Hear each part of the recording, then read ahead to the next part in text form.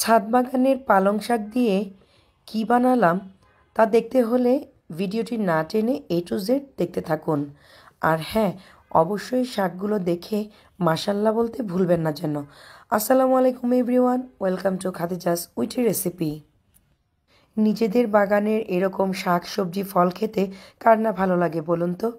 আর এই যে দেখুন, শাকগুলোকে খুব ভালোভাবে ধুয়ে ছোট ছোট করে কুচি করে কেটে নিয়েছি। আর এখন এগুলোকে ব্লেন্ড করে নিচ্ছি সামান্য পানি দিয়ে। এখানে 2 টেবিল চামচের মতো পানি অ্যাড করেছিলাম। দেখুন, একটা ফাইন পেস্ট তৈরি হয়েছে।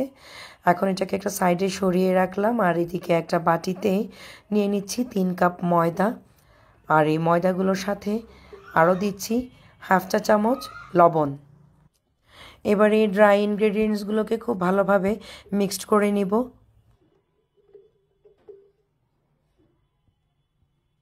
এখন দিয়ে দিব 3 টেবিল চামচ তেল। আর তেলটা দিয়ে আবারও খুব ভালো করে ময়দার সাথে মিক্সড করে নিব। আর এই মিক্সিংটা খুব ভালোভাবে করতে হবে, এতে করে খামিরের ভালো একটা আউটকাম আসবে। তো দেখুন, আমি এমনভাবে ইনগ্রিডিয়েন্টসগুলো মিক্সড করছি যেন তেলের সাথে ময়দা খুব ভালোভাবে মিক্সড হয়ে যায়। তো এখন আমি এ পর্যায়ে দিয়ে দিব সে আগে থেকে পেস্ট করে রাখা পালং শাক।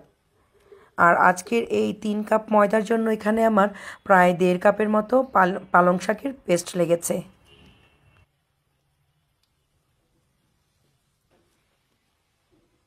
এবারে এই পালং শাকের পেস্টটাকে ময়দার সাথে খুব ভালোভাবে মেখে নিব। মোটামুটি মিনিট 5 সময় নিয়ে কাজটা করতে হবে, এতে করে সুন্দর একটা খামির তৈরি হবে।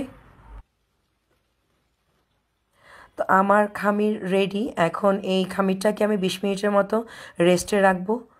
তো দেখুন, 20 মিনিট পর আমি এখান থেকে ছোট ছোট করে লুচির আকারে গড়ে নিচ্ছি।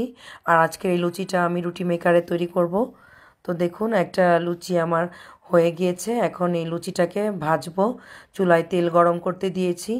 আর তেলটা গরম করতে হবে মিডিয়াম টু হাই হিটে। তেলটা খুব ভালোভাবে গরম হলে লুচিটা ভালো ফুলবে। তো দেখুন, আমার একটা লুচি হয়ে এসেছে। এভাবে এক এক করে আমি বাকি লুচিগুলো ভেজে নিব। আর এই লুচি ভাজার ক্ষেত্রে টেম্পারেচারটা খুবই ইম্পর্ট্যান্ট। তো এইভাবে এক এক করে আমার সবগুলো লুচি ভেজে নেওয়া হয়ে গিয়েছে। আর আজকের এই লুচিগুলোকে আমি সার্ভ করেছি গ্রিল চিকেন দিয়ে। তো কেমন লেগেছে আমার আজকের রেসিপি অবশ্যই কমেন্ট বক্সে জানাবেন। ভালো লেগে থাকলে আমার পেজটাকে ফলো অ্যান্ড লাইক দিয়ে ফ্রেন্ডস অ্যান্ড ফ্যামিলির মাঝে শেয়ার করে দিবেন। আজকের মতো এখানেই বিদায় নিচ্ছি। সবাই ভালো থাকবেন। আল্লাহ হাফেজ।